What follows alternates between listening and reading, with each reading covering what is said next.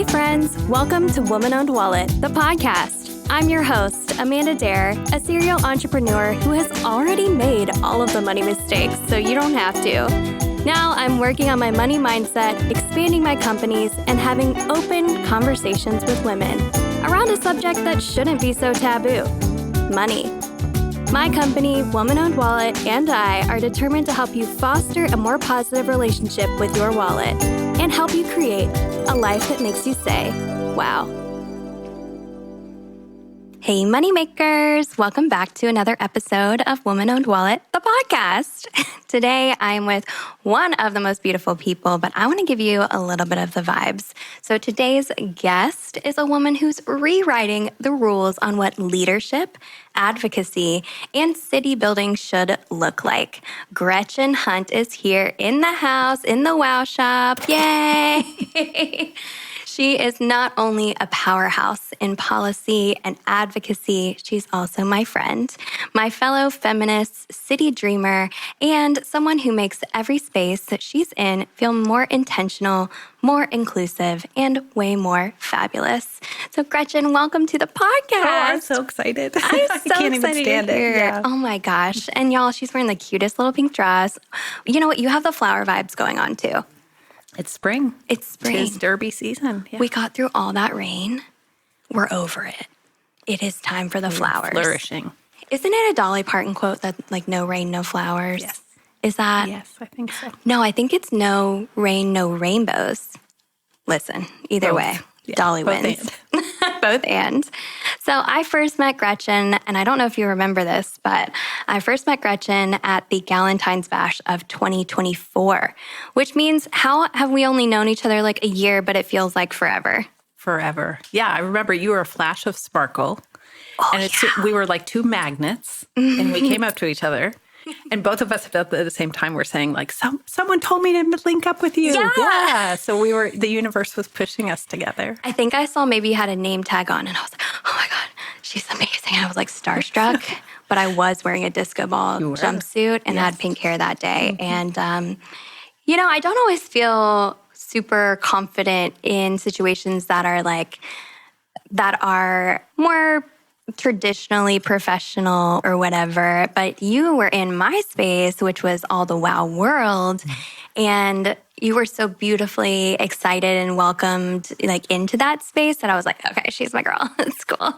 So I was very, very appreciative. But y'all, I have to tell you, recently, Gretchen won an award, and I was there. I was sitting right next to this cutie, and we were at the National Association of Women Business Owners, the EPIC Awards, and Holly and I were nominated for Women Business Owner of the Year, and Holly won. Amazing. And then we had Gretchen at our table because we're obsessed with her. And she won the EPIC Award for Public Policy Catalyst of the Year. In your face, you were like shocked in awe, and I was crying. It's fine. Like, what was that moment for you? So I love it because I feel like you have been someone who has pulled me into the business and economic side of things. Oh, so really? You talked about that you were a little uncomfortable or maybe didn't feel out of place. And for me, I've never worked in corporate America other than like jobs, when I was in high school or college. So it feels foreign to me. I don't know the language entirely. I don't feel like that's my space. And so to be embraced by women business owners and to sit at that table of amazing women, you included, Holly included, and to be seen felt very powerful. It also felt very powerful because the award was really about my advocacy a lot on behalf of survivors of gender-based violence. Yeah. So that felt like this really healing moment to feel like businesses feel comfortable talking about those things and lifting them up. So it was just it was very powerful. Yeah. And you're among amazing nominees that you were like, they were all coming up to you after, and I was just having this moment of like standing back, watching like all powerhouse women just that all do policy change and are all really in depth with the change that we want to see in the world. And I think, of course, we all do that in our own ways. And mine's this way with WOW, and y'all's is within the policy. And all I want to do is support that because I know how much it not only benefits me, but my sisterhood. And I just think it was so cool to have all of them coming up and you're going to them and you're like, no, but you're the coolest. No, but you're the coolest. And like, that's not what was said, but that's basically what was said.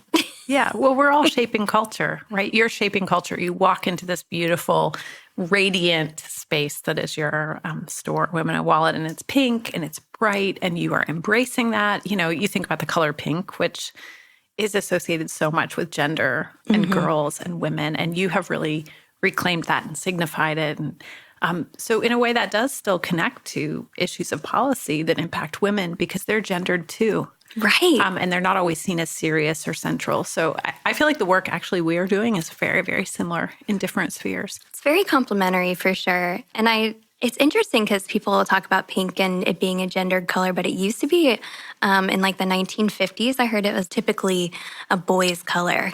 And I was just like, really? Interesting how just culture changes. To me, it's like the most human color that exists, you know? Like, I mean, we're all pink on the inside. I guess, in different ways. And so I just always find it to be so humanizing in that way, so energizing that we're about that human experience. And it's cool to see that, you know what, y'all, she'd be blushing, I'd be blushing. Like, we can't help it because Gretchen really is one of my good friends. And I don't know, like, my heart feels so full right now. And I'm just so happy to be hanging out with you. So Same. I'm just like cheesing over here. It's fine. Let's just give ourselves a little breather. Just for sisterhood, just for friendship. And since, you know what, I didn't even warn her about all the fun sounds. No, that's good. It's probably loud. If we need to, we have or like get on our side, let's do it. And then you just hear. Oh, I like that. Hello, crickets. Or the bugs. Yeah. The crickets. And then, ooh, fancy. I love to show off my sounds because it makes me feel very fancy. But you and I we both believe in sisterhood, and that's so much more than friendship. Like, it is a strategy, and it is both of our strategies, I would say, in so many ways. And I feel like I've seen firsthand how our relationships with other women can really change everything. So, like, how do you think that authentic relationships between women influence the way that we organize and that we advocate and that we reimagine these systems of power? Like, what do you think that those relationships really add to that? Yeah, absolutely. So one of my favorite quotes in the world is E.M. Forrester, who wrote beautiful novels, Howard's End, Room with a View, and it's just only connect. Only connect. And I think we overlook that simplicity of human connection and relationships sometimes. We overcomplicate things, and we have a lot of broken down connections right now. I think that's responsible for a lot of the suffering in the world and a lot of the vitriol that we experience. So I think connection, human connection, men to women, men to men, boys to boys, boys to girls, girls to non-binary folks, women to women, it's all important. I think men, for example, really need some of the bonds that we share as women.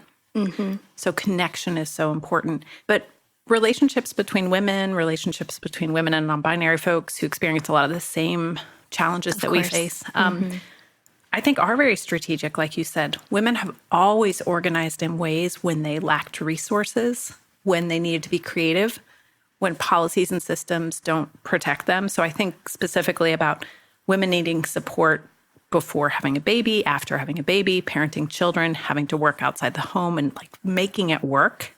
So many women have had to piece that together, and they've done that through relationships. And, you know, I think that we recognize that we're interdependent and that we are vulnerable, that we depend on each other. And so I think there is a sense that we just really grow up with intuitively and lean into that. I think men are made to feel like they need to be hyper independent.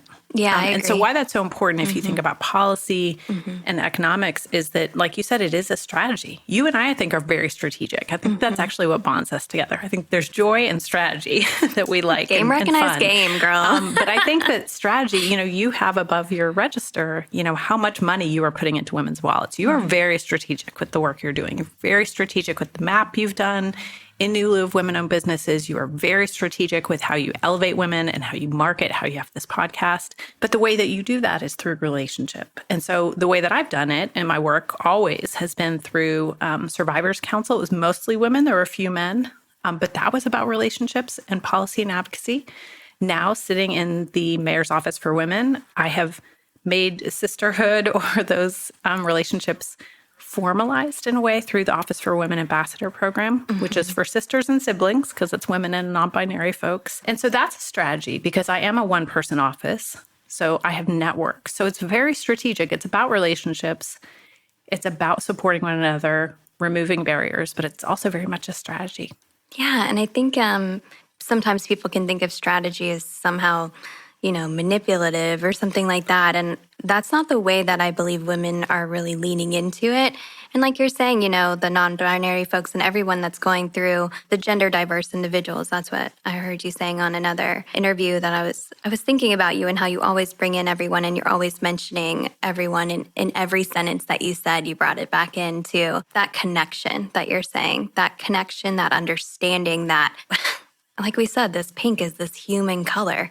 We are all human at the end of the day, and I'm a very humanist person. I want every human to be doing well, and I do believe that that's going to be through a lot of the strategy that we should allow, for it to grow and to energize women in that way. And I think it's beautiful that we can use that in such a bonding way and such a catalyst for change because it does bond us. And at the end of the day, there's not that much that we really differ on. There's a lot of things that we can get divided on, but there's so much about the human experience that we want for ourselves, we want for our families, and we want for our communities. So there's so much strategy in that. And I want to think of that as such a good word. So let's redefine it with that. I would just say, going back to that, I think most people just want to be able to thrive and to be. To be. So they want to be healthy. They want their family or their loved ones to be healthy. If they have kids, they want their kids to be safe. They want their neighborhoods to be clean and safe and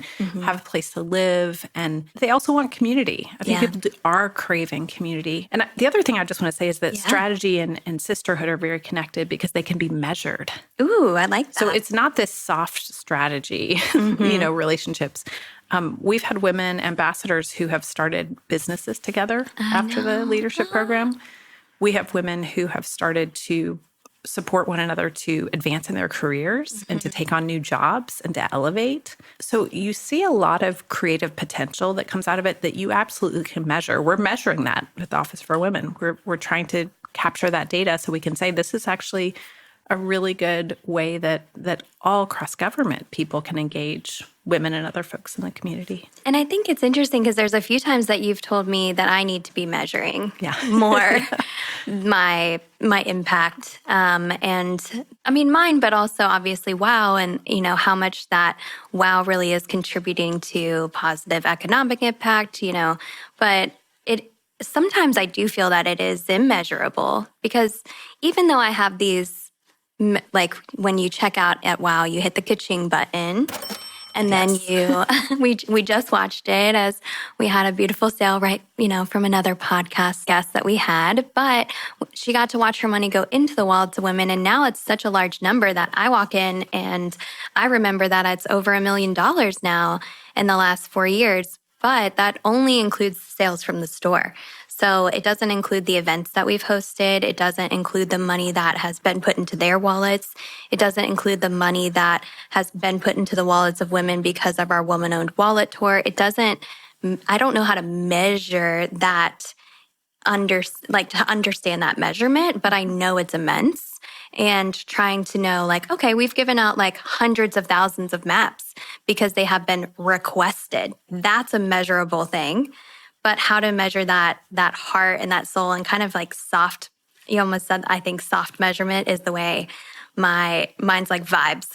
Yeah, that's what I was going to say, the vibes or the culture of a city or the story of a city. So I just shout out to you because I think when we elevate you and the work you're doing, it really flows back into the work of the Office for Women, which is raise the economic status of women and gender diverse folks, to encourage people to invest in women, whether that is women-owned, minority-owned, LGBTQ-owned, disability-owned businesses who become city vendors, right, so that we can invest your tax dollars back into the pockets of those businesses. But one of the things I was going to say is that you do have measurable results. I mean, you've told me that people come to this city as tourists to do your women-owned wallet tour. I think that's remarkable and fantastic. And it shows that what you're doing is bringing people in and they're spending their money at other places too. So it's not just urbanism. And I love that the story of the city can be multi-layered and that women have a real role to play in that. So I just think we need to get more comfortable with taking up that space of telling the stories of what impact we have. I mean, impact is taking up space in a way. It is. And you have those buttons that I'm going to buy I know, before I leave here space. that say take up space, right? Because women are taught to shrink. My legs are crossed right now, right? I'm shrinking even when I'm not trying to. So, but I think talking about your impact is linked to that. I think it's linked to money. Like, I think it's linked to how we value ourselves and if we're comfortable sort of saying, this is what value I have, right? This is what I do for this city. Your store is lit at night. Yeah. This area is an area that's looking at, Nulu's looking at, like, how do we make it a great, safe environment, a joyous environment? And your store was noted by the folks who came from London to visit as saying this is a beacon. It's a pink beacon at night. Aww, it emits this sweet. Light. So I can't wait to get into that because that was such a fun time. And I know you've had like really cool trips and stuff too. Well, before we get into that, because y'all, there's so much good things to talk about with Gretchen. Hey Moneymaker, our best-selling Dolly for President tea is winning votes and hearts. And exciting news, you can now carry it in your store. That's right, the WOW Originals are on fair. We've got bold new designs ready to rock your shelves. With new hat drops like Breadwinner and Mansplaining Survivor, keychains like In Dolly We Trust, and of course, our cult favorite tees and sweatshirts that say what we're really all thinking and sell really fast. If you're a boutique owner or a buyer and you're looking to stock up on unapologetically woman-owned, feminist-forward goods, then head to fair.com and search for Woman-Owned Wallet. Let's fill your store with products that put money in the wallets of women and make your customers say, wow. What does it look like to be able to still be engaged and understanding what's happening in our world politically, but not have it destroy your soul? Is it possible? Are we just fighting an up or downhill battle? Would love to hear your thoughts on this. Oh my God, this is Jocelyn calling, representing Today's Woman. I just want to say this event is like lit. Like the whole place is packed. You can hardly hear. I want to make my rounds, but I'm trying to handle the business first. I think we're looking good over here, so I'm about to mingle. So great job, everybody.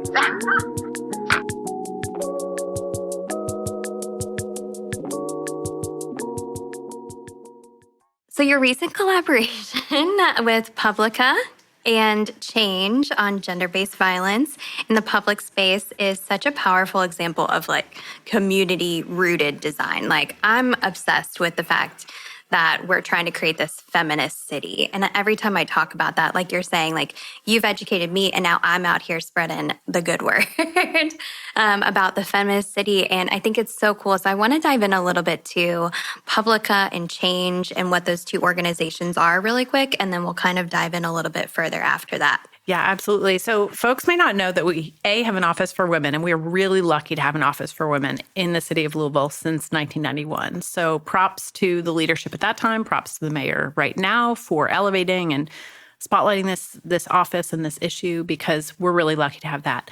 We're also I'm very proud that we were asked to join the City Hub and Network for Gender Equity, or Change, which is a network of 16 cities globally that are working on trying to make sure cities are safe and inclusive and work for women. Because when women do well, the whole community does well. Economies go up, health goes up, educational attainment goes up. So we are the second U.S. city invited to join after Los Angeles. Oh, wow. The other cities include, and I may not get them all. No worries.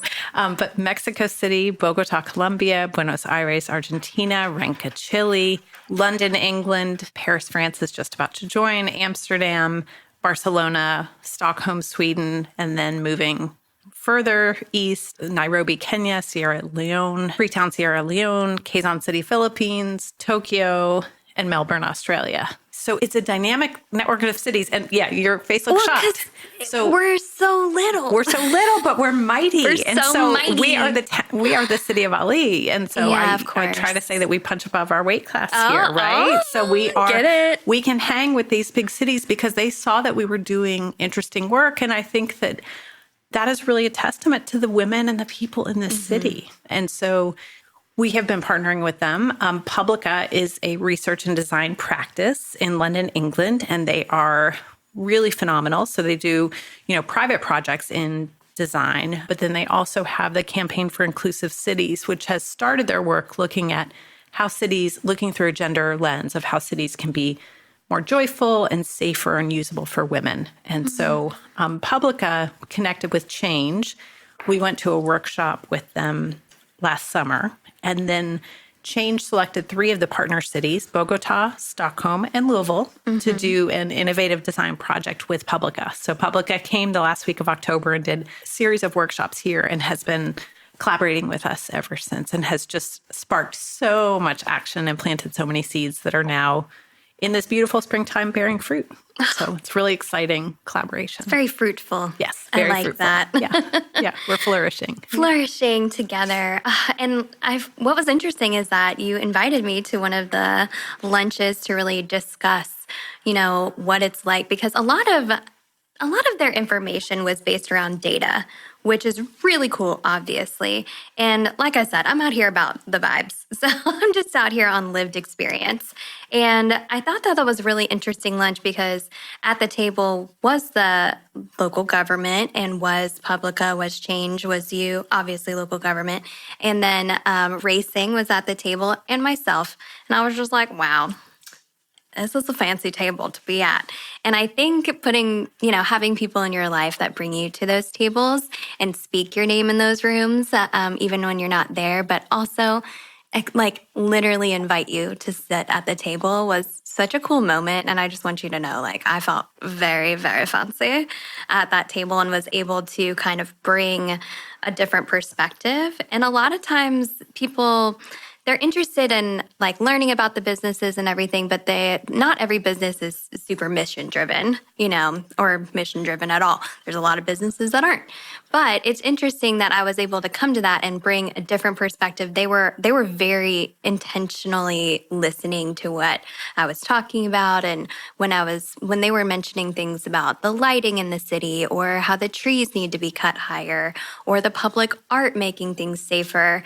I had listened to a podcast that was I'm trying to remember which city it was in, but there was a city with a lot of snow up north, and they used to clean the highways first and then the side streets and then the sidewalks. And they realized that when they cleaned the sidewalks first and then the small streets and then the highways, there was way less accidents that were happening throughout the day. And a lot of that was based around the caregivers needing the access to the sidewalks or needing the access to the small streets to get to the grocery store or whatever. And it was interesting that they hadn't considered that shift, but how much more beneficial it was, not just to women, but to the caregivers and to the everyone in the city, because there were much less accidents causing much less stress on their resources. And I was like, wow, it even better for everybody. Yeah, better for everybody. It even comes down to snow plowing. It comes down to all of those things. So, thank you for inviting me to that table, and I'm always there to make everybody feel the vibes. So hopefully we got some of those with them. But what's one of your kind of biggest takeaways maybe from one of those sessions? I know there's a million, y'all. No, it's okay. Well, one is, and I'll connect this back to our earlier conversation, having a gender lens about planning, about how cities work is a strategy. It's actually very strategic, and it works. So not only is what I think it's the right thing to do, because it's been what I would say would be a blind spot.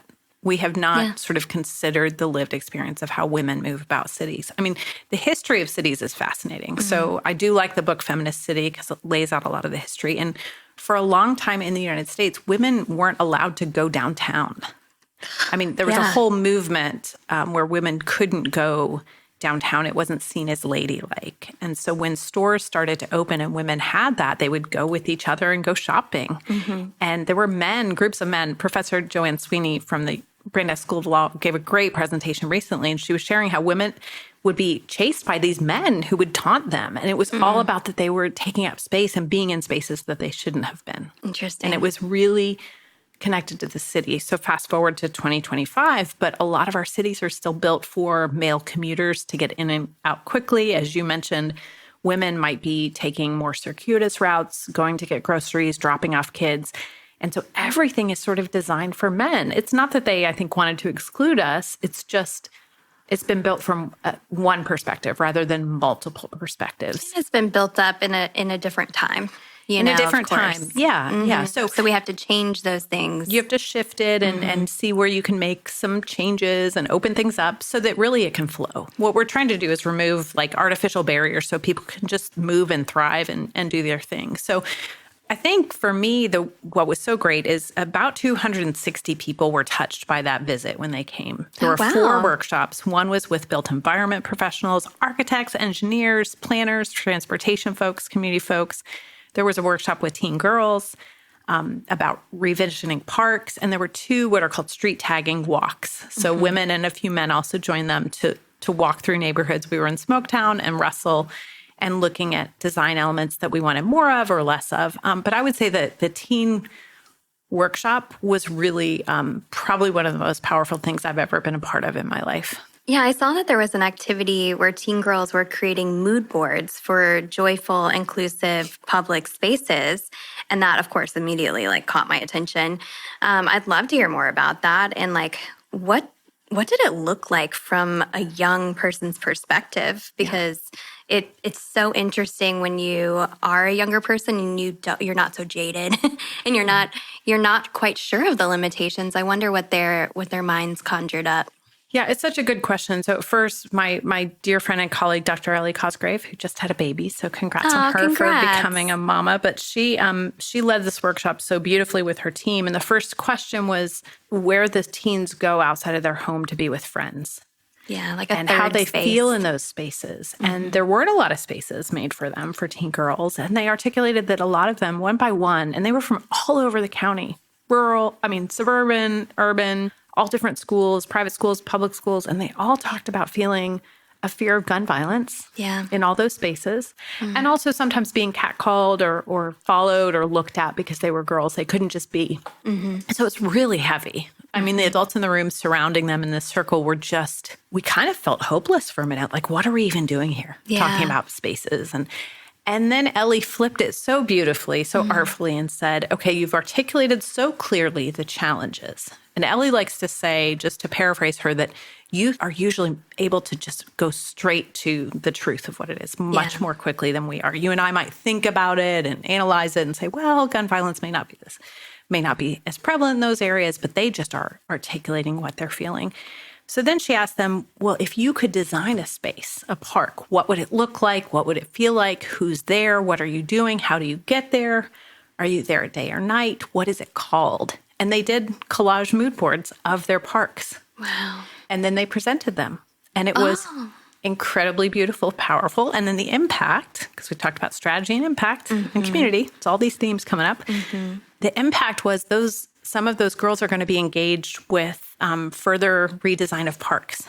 No way. Yes, including Gigi Moore Park in the South End near Churchill Downs, which is named for Georgia G. Moore, who was a Black suffragette and poet. Yeah. Her story is little known.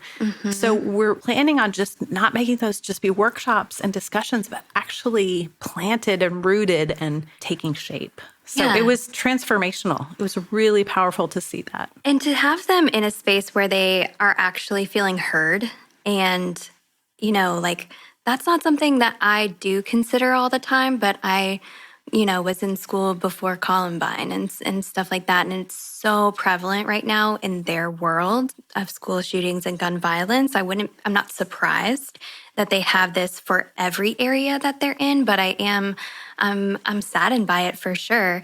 And I want to find, the ways that communication that they, like you said, are articulating, like, how can we lower that? And a lot of that is through, as you said, just connect. Like, that's all there is. And when there is more connection, there is less violence traditionally. So, or maybe that's Yeah, no, it is. a And there's trend. research. I mean, good parks. You got the there's data, I got the amenities, facts. and there are people that are going there, and there are more eyes on the street, and they're used. Yeah. It decreases gun violence.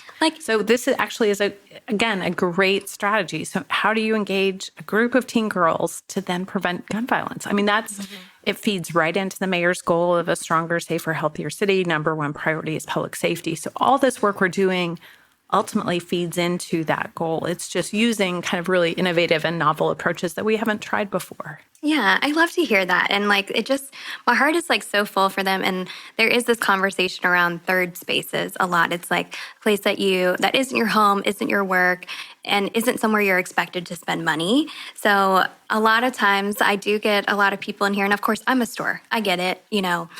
We live in a capitalist society. Like, I am hopeful that they'll buy something because it goes towards the mission of the community. And like you're saying, like a healthier, a safer city.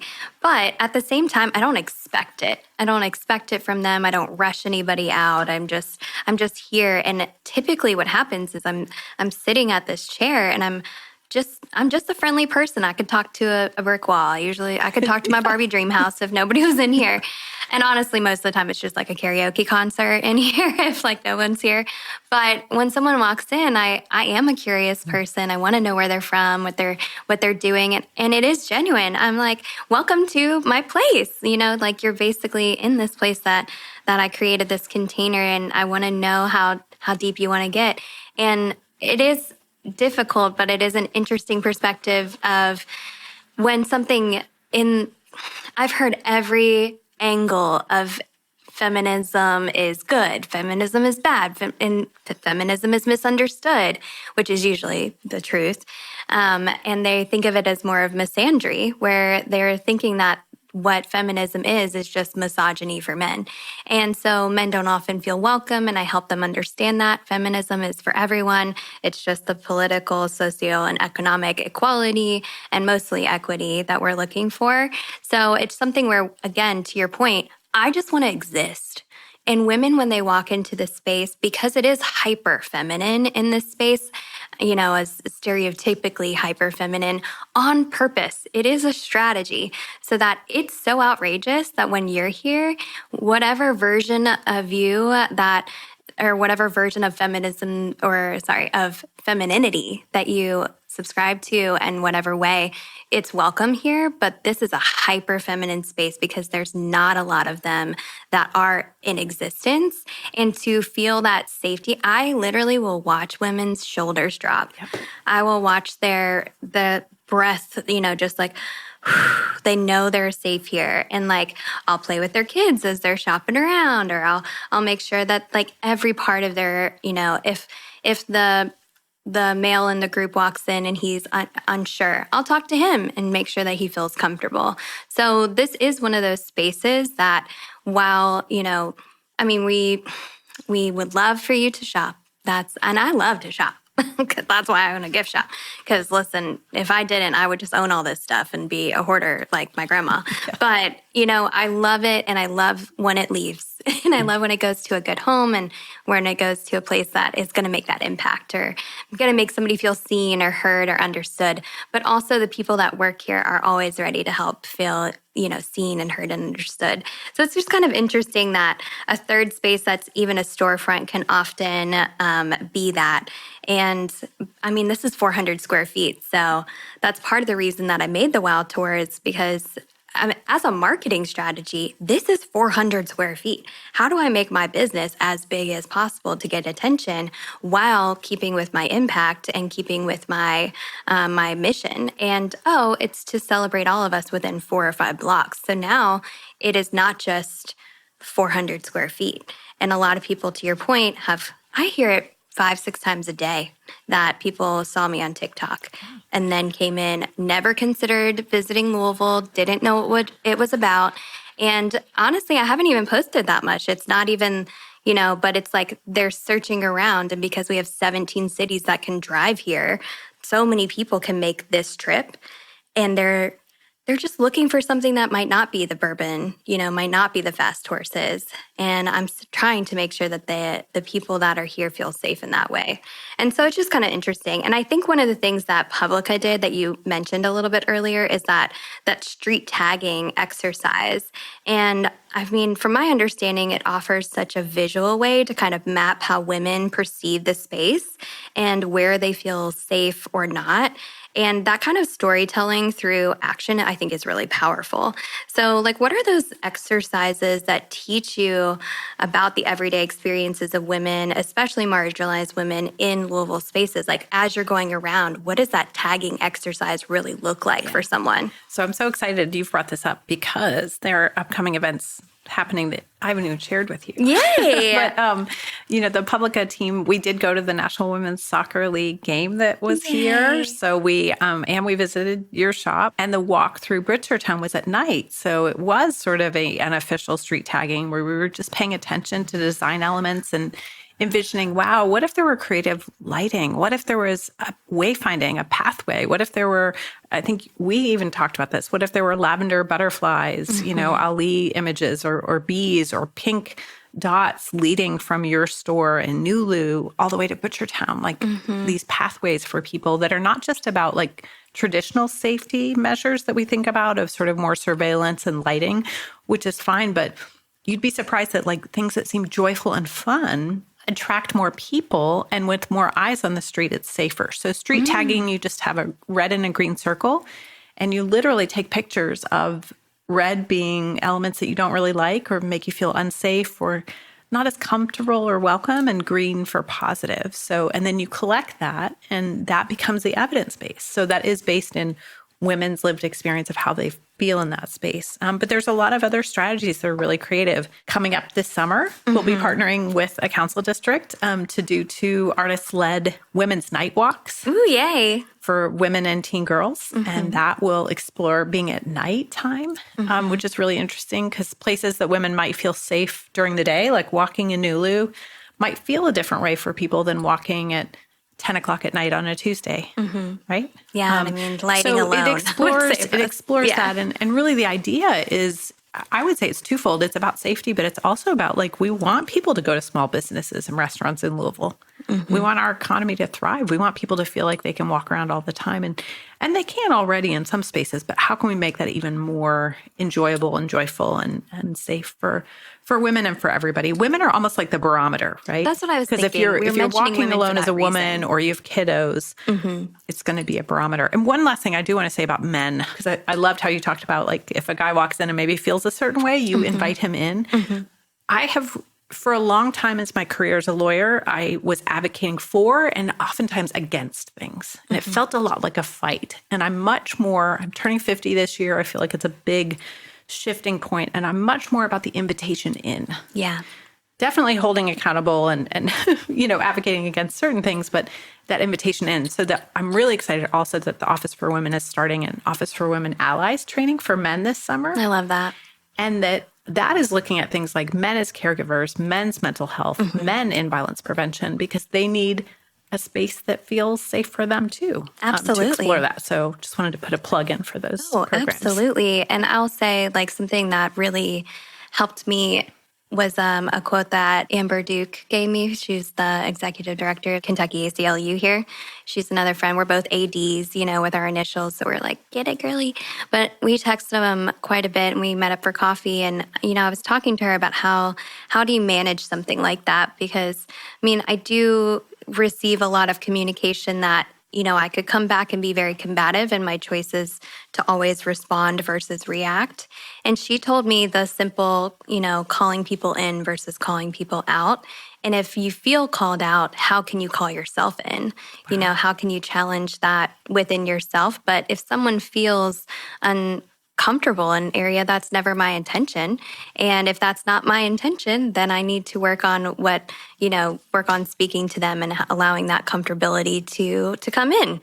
And so a lot of times the idea of feminism has been the idea of angry feminism. And there's a lot that I could definitely see with the amount of interaction I have with the word feminism and with the amount of frustrating situations when we're not heard or seen or listened to in a situation, I can absolutely understand why someone would choose to, not to react basically versus respond and to allow that frustration to take over. And I'm not saying I never have or that I never will, but I do think it's really important to, and I, of course, really look up to Amber as well. And it's just like, to know that she can manage the Kentucky American Civil Liberties Union. I'm trying to remember if my acronym is correct, but the ACLU, like if she can manage that, I can manage this. And every time I need those vibes, I'm like, what up, girly?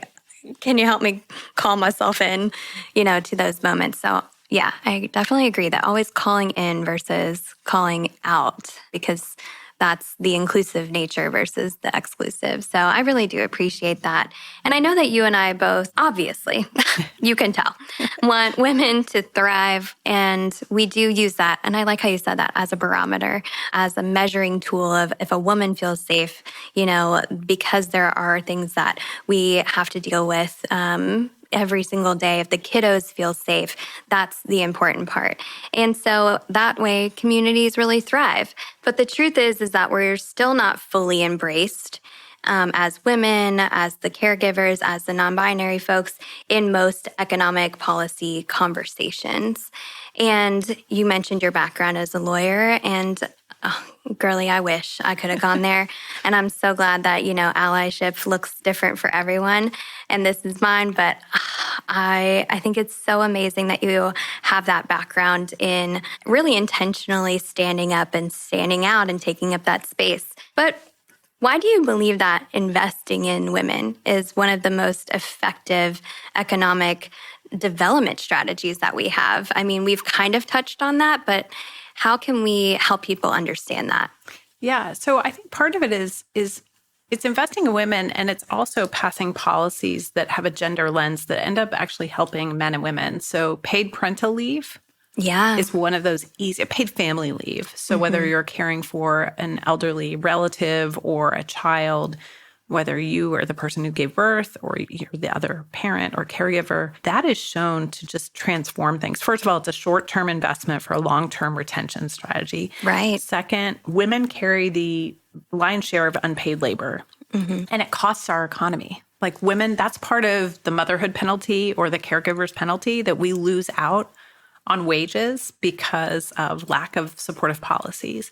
And so one, you'd have women start to still advance in their career if there were more policies that were family friendly. Two, when men take off paid parental leave, they end up long-term sharing more of the burden of even like housework and childcare.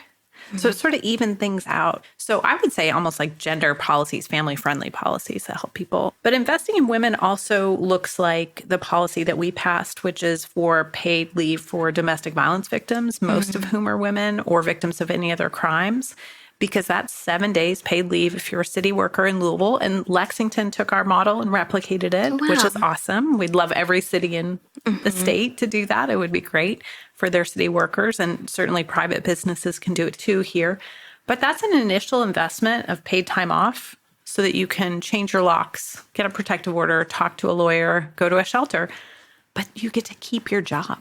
Right. And when we invest in women, we prevent crime. Because if you have a job and you don't have to rely on an abuser who's paying the rent, that reduces violence. Right. So not only is investment in women a good in and of itself economically, it actually contributes to a safer world.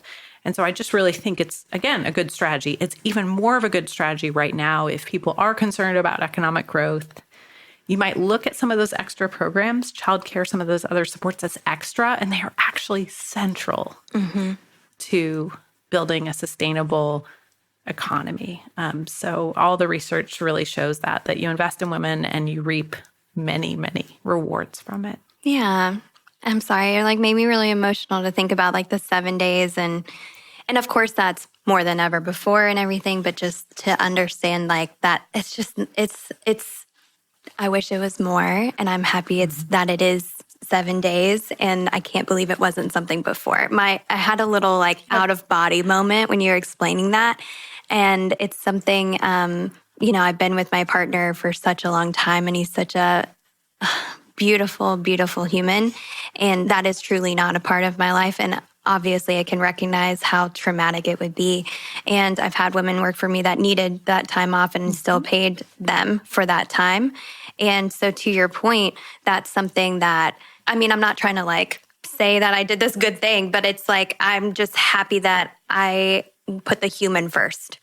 Yes. And actually, you were very practical. You probably also wanted to keep a good employee. Exactly. You wanted to keep them safe. Good business. It's good business. But I think what you point out is so important for two reasons. One is that you're right. Sometimes we ask for too little as women. Yeah. Or as people. Maybe we should have asked for a month off. I understand. Don't listen the Office of Management and Budget. That was a joke. But I'm not doing any legislative advocacy on this, truly. But disclaimer. But I do think that idea of asking for what we actually need. Yeah. It's so powerful in us, right? Like I often say to people, I've coached other women on how to negotiate salaries. I've never negotiated a salary. So what's that about? Right? Yeah. Why is it that we don't dream big and ask broadly and boldly? I think there's just a lot of work to do about that and how women take up space and what we ask for and what we advocate for. Even if you are a lawyer and you're almost 50, you still may fall short in a way. And that's why I think when you create cultures of community and you see other women have done it, it makes it a lot easier. And I think even mentioning that here, hey, this is part of that advocacy and talking about that. And I do know so many women business owners listen to this podcast, and it's all over the world that people are listening. So I know, isn't that cool? Yeah. Well, I'm sure Change on Public Cities will listen to this. Yay! So, yeah. And it's interesting to even bring it up because, it was like a few days that I offered, and I'm like, okay, well, that's my new policy minimum, of something like that. Or, but it's really interesting. And I do agree that it's good business to retain an employee. It's much harder to, they say that about customers too. It's better to retain a customer than to earn a new one because the cost is lower. So even from that status or that point of view, it's hard for me to imagine why people wouldn't choose it. And I agree with you that it seems kind of like extra sometimes, but it really is fundamental in those changes that we can make. But if you look at it from that capitalist perspective and that business first perspective, it's better to give that time. It's a better decision financially.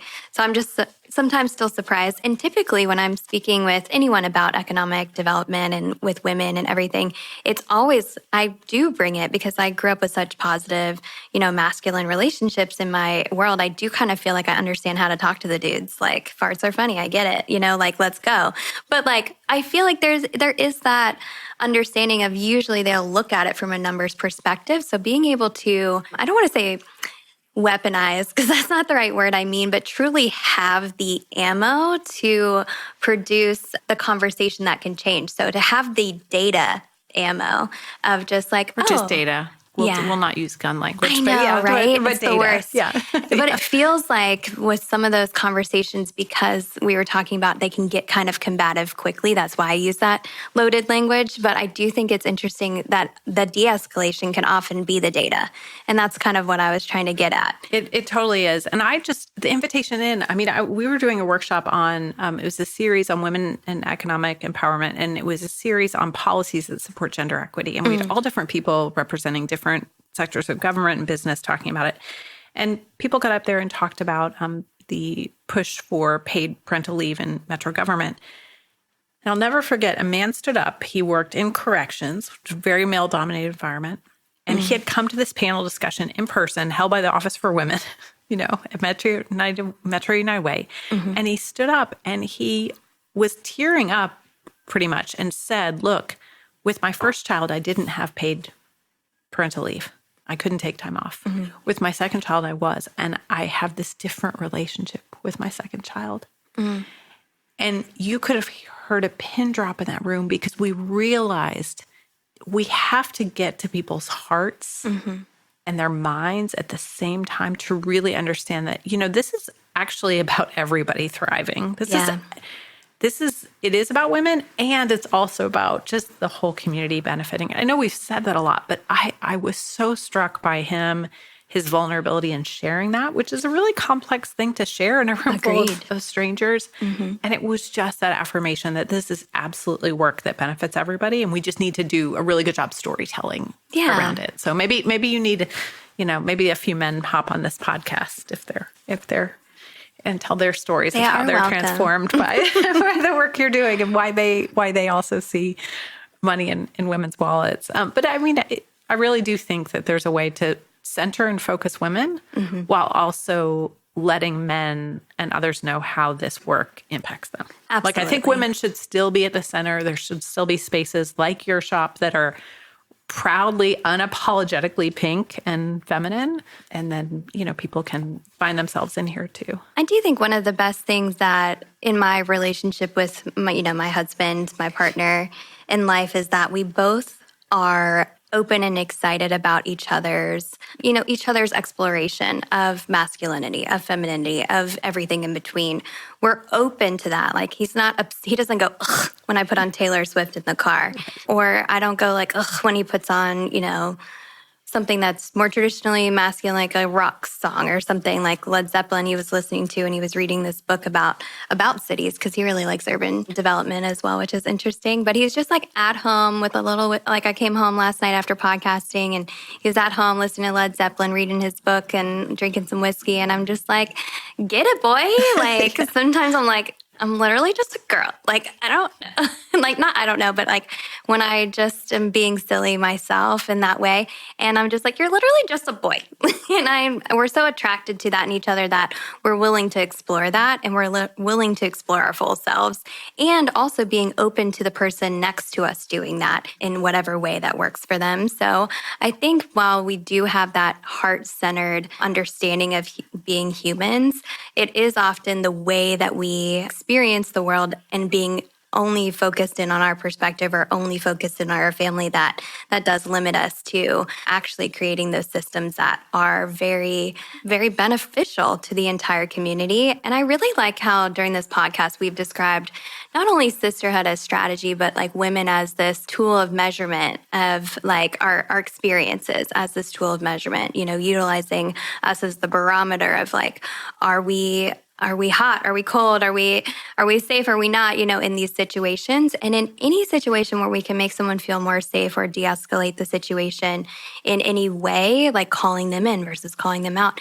creates a more healthy, and what was the mayor's goal? A healthy city. Safer, healthier, stronger. Safer, Louisville. Healthier, stronger Louisville. And by modeling that, I'm sure that's why, Change and Publica were interested in our cities. And by having these moments where we can really bring that information, like I actually need more of this data of your walk for Nulu, because they are doing a streetscape project right outside our front door, which you may have heard on this podcast as we've been going along. But we are in our construction era. It's fine.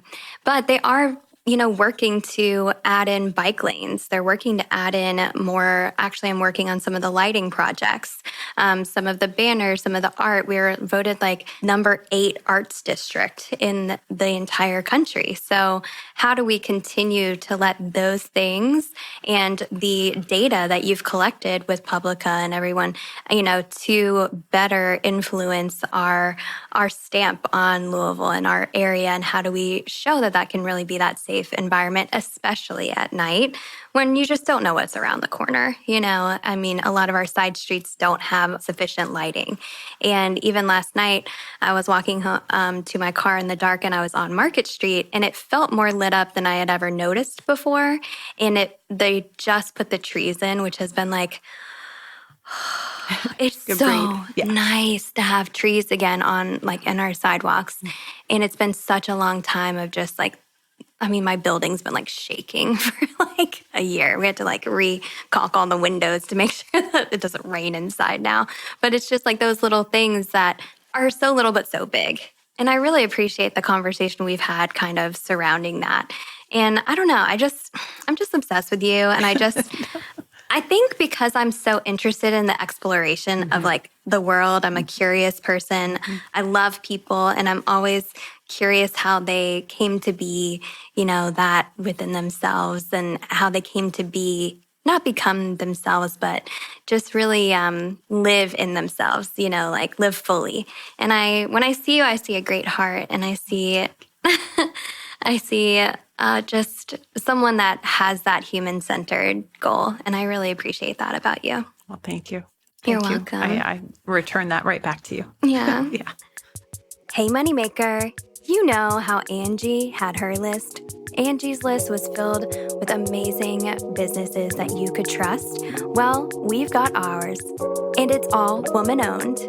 Introducing the WOW directory on womanownedwallet.com, a national listing of woman-owned businesses from coast to coast. Whether you're a service provider, a product queen, creative entrepreneur, or coach, this is where you get found. And if you're a shopper, this is where you go to find your next new favorite business. So the more we use it, the more we keep our money circling in the hands of women. So if you believe in voting with your dollars and building a future where women thrive, get listed, get shopping, and let's grow this thing together. Head to womanownedwallet.com and click the directory to join or explore, because it's a great day to shop and be woman-owned.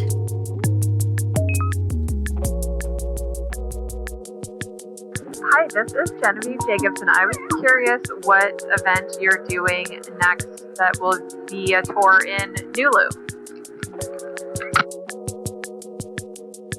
Today is a wonderful day for women-owned businesses around the world. I want to kind of wrap up here, but I'm wondering if there's anything that we've missed that we just like need to chat about, because like I'm ready to chat about what you're going to wear to your 50th birthday.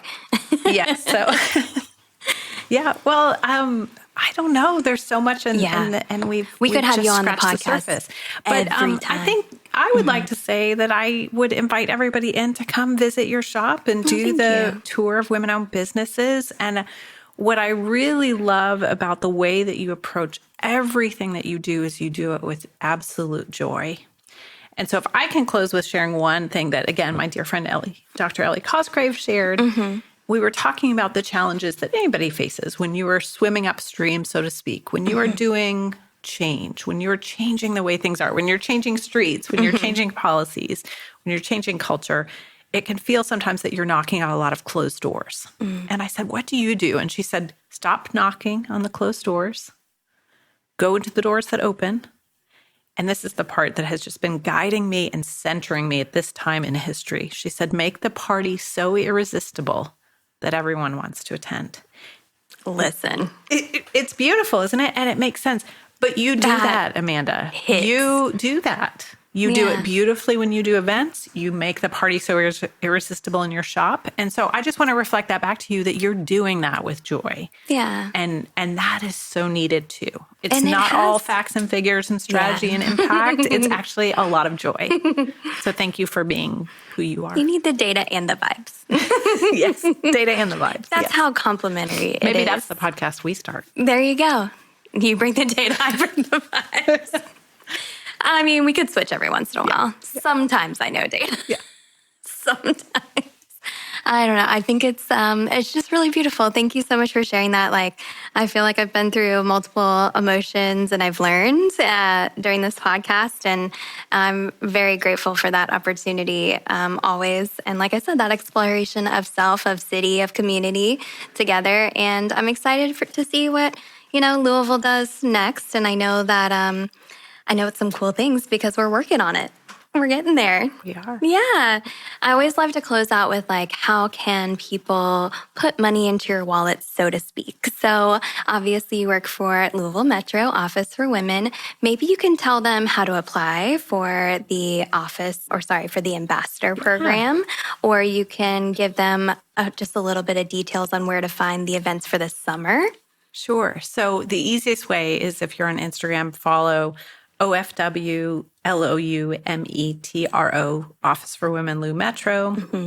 We're also on Facebook under Office for Women, but more people are on Instagram. We're not on TikTok. We're not fancy like that. But that's where you can find the office and really find out how to apply for Office for Women Allies, the men's program. Yes. Find out events. We'll do Women's Equality Day again this year, focusing on women's right to vote, August 23rd. So there's a number of events coming up, the walks this summer. So do that and then repost it. And this is a call out to the men. Maybe, are there any men who listen? Maybe a few men? There are. Okay, there are. Good. But if you all repost this and share it, it sends a message also to women in your circle.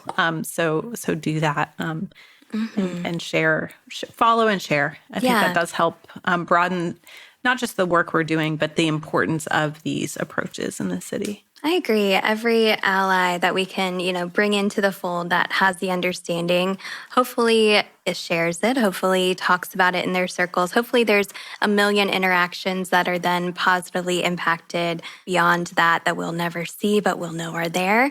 And every community can thrive from that. Well, just thank you so much again, Gretchen. And y'all, this was a good one. We had fun. Always. Oh, I'm so excited. And if you need to borrow that disco jumpsuit for your 50th birthday, you just let me know. I did have it altered to myself, so we might need to add some length because I'm a little shorty, but we will figure it out. I got some sparkly boots that could go with it too. But thank you so much for listening. And moneymakers, until next time, go out there and make that money.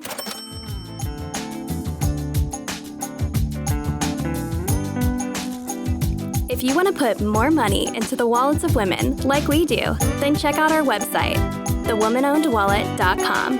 And we can't wait to continue the conversation on our social media. So definitely follow us on our Instagram, @womanowned.wallet, and on TikTok, @womanownedwallet. You can support us by following our podcast on Apple, Google, and Spotify. And don't forget to leave us a review. Thank you for listening to Woman Owned Wallet, the podcast.